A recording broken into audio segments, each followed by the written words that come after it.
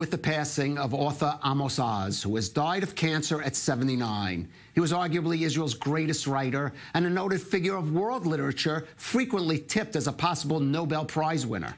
Born Amos Klausner, the son of Eastern European immigrants, he endured a difficult childhood colored by his mother's suicide when he was 12, a story he recounted in his epic autobiography, A Tale of Love and Darkness.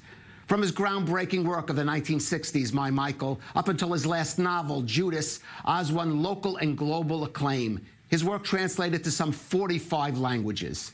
He was also a longtime leading figure of the Israeli peace camp, both in his nonfiction work and his many public appearances. Israeli President Reuven Rivlin tweeted, "A story of love and light, now great darkness. Sadness descends upon us as the Sabbath begins. A literary titan, the glory of our creators, a giant spirit. Rest in peace, our dear friend Amos. You leave pleasure in your wake." Well, joining us for more is Benny Ziffer, literary editor of the Haaretz Daily. And Benny, the work was tremendous over 6 decades, but you wrote today that Amos Oz was the kind of writer who was even more than the sum of his work. What do you mean by that?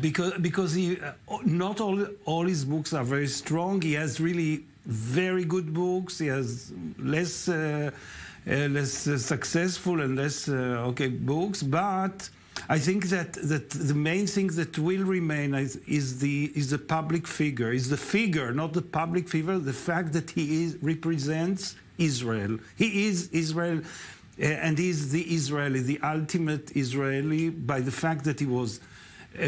In fact, belongs to the first generation of Israeli-born writers who were born a bit before the State of Israel and grew up with Israel and criticized but loved Israel a lot. So he's the consensus. He's everything. He's Israel. And also not just for Israelis, because he had tremendous international success, and that also for many, that's how they knew Israel through his work. Yeah, but I think that the success comes from the fact that he represents the Israelis, the Israeli. Mm-hmm. And you, as I wrote, you don't even have to read one line of his work in order to know that who is Amos Oz, and to appreciate him, because he's the public figure of and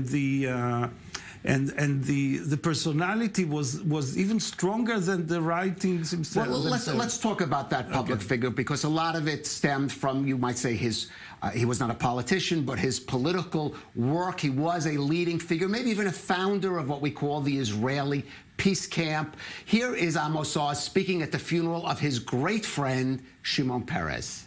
And because the Israeli and Palestinians cannot suddenly turn into one happy family, cannot jump together into a double bed and go on a joint honeymoon, because of that, we must split this house into 2 apartments. Where are the brave and wise leaders who will continue his legacy? Where are Peres' successors? I bid farewell today with love to a close friend, a great dreamer, a great statesman, a man I loved very much.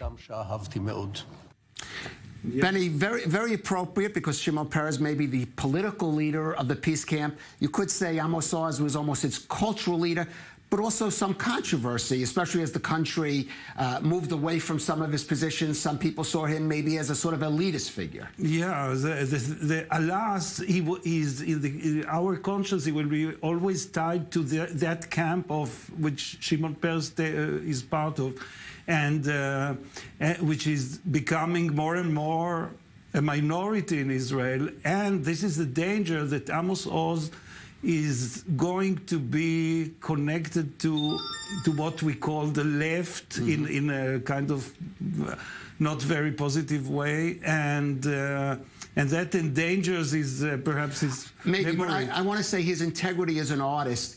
A lot of his books were very, in a sense, critical of his left. You could almost try to sort of decline of the labor Zionist movement in his fictional work. So with that, he kind of remained true as an artist in that way. Yeah, in that way, of course. But he was also very critical about all the rest, about the right wing.